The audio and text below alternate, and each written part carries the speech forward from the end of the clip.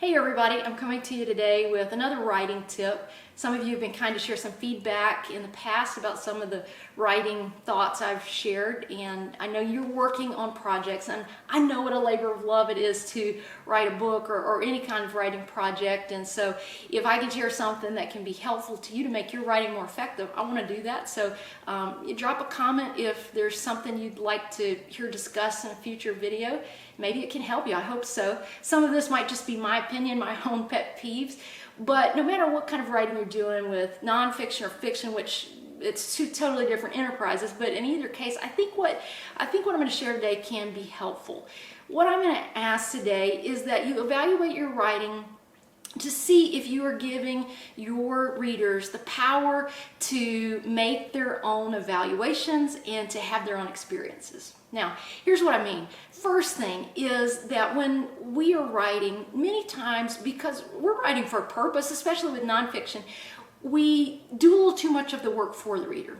Perhaps we try to tell them how they should feel about the story that we've just told, or we apply too much commentary and editorial that it steals the ability of that reader to read your story, your narrative, whatever, and then form their own evaluation. If you share some kind of happy incident, you've got to be careful not to overdo the narration so that the reader should be able to experience that and form their own evaluation of clearly this was a happy event. Sometimes if we over narrate, we steal the ability of the reader to be able to perceive the experience and feel like they're having the experience themselves. So we want to be careful, number one, of over narrating and telling. We certainly don't want to tell the reader how to feel. Let them, from the action of the story, have their own experience and understand the emotions that should be associated with it. It's very important that we don't manipulate the reader and try to force them, this is what you should be feeling, this is what you should be experiencing. So we do that first of all by not over narrating our events. Let the action speak for itself.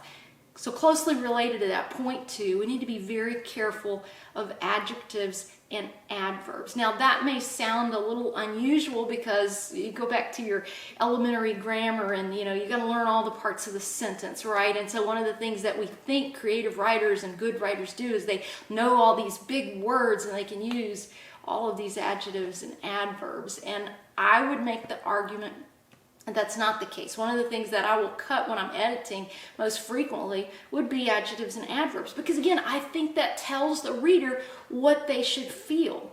Somehow we have this concept that effective readers can paint this perfect scene.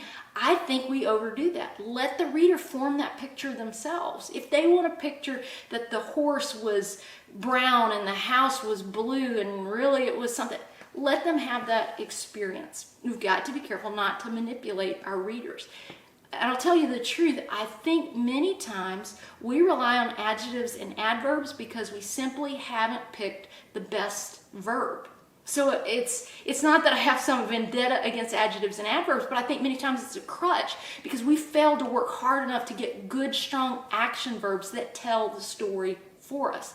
So if you're writing and you say, no, she said loudly, did she really say that loudly or did she yell? If I get the verb right, I don't have to find the perfect adjective.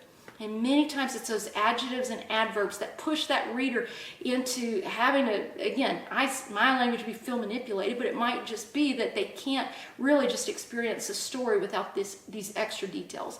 Now I'll say firsthand, I've been influenced by Hemingway.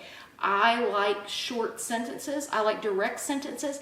I like commentary. I like adjectives and adverbs to be sparse and let the reader see. If we choose the right words to begin with, then the reader can have the experience, can understand from the action of what you're trying to say or the strength of your ideas without having to dress it up and prop it up with adjectives and adverbs. Let the strength of your ideas or the action of your story, if you're writing a narrative, let that carry your message and let the reader put their own adjectives and adverbs, as it were, into their processing.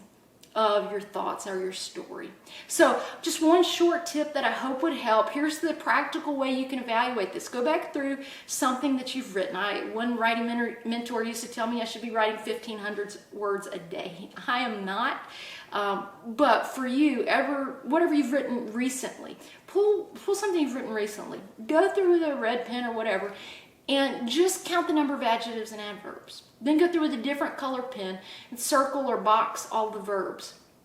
What's your ratio of adjectives and adverbs to verbs? And look at those verbs. Are those verbs concrete? Are they strong verbs that tell your action, tell your story without needing all of the extra wording? That's one tip that may help you be more direct in your writing and help your readers to feel they have the power to read and interpret your story through their own lens. So I hope that writing tip can be helpful. I'd love to hear from you about other questions or thoughts or ideas you have with your writing projects. So maybe we can talk about that in future videos. Have a great day.